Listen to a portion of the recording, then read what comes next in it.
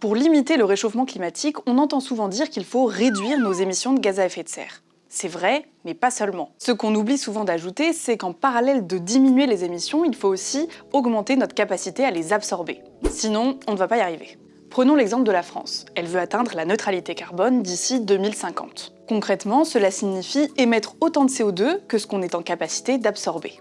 Heureusement, il existe pour cela un outil très pratique, la nature. Waouh, qu'est-ce que c'est que ce truc là? La nature contient plusieurs puits de carbone, c'est-à-dire des espaces qui captent le CO2 présent dans l'atmosphère et le stockent. C'est le cas des arbres lorsqu'ils font de la photosynthèse. Ils se nourrissent du CO2 pour en faire des feuilles, des branches ou encore des racines. Par exemple, en France, notre premier puits de carbone, ce sont les forêts.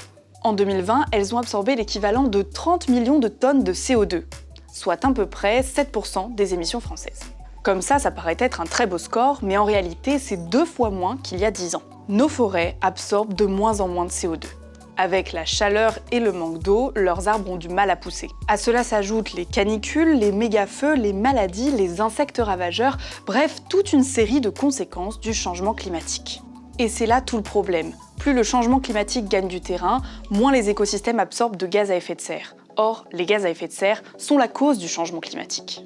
Pour sortir de cette spirale, le Haut Conseil pour le climat, une instance indépendante d'experts, recommande de mieux gérer nos espaces naturels. Arrêter de couper les arbres et les haies, planter des essences plus variées et plus adaptées à la chaleur, et laisser plus de place aux prairies.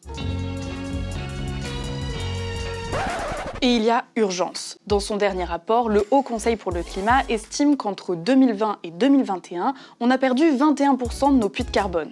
Une tendance qui va complètement à l'encontre de ce que l'on devrait faire pour atteindre la neutralité carbone d'ici 2050.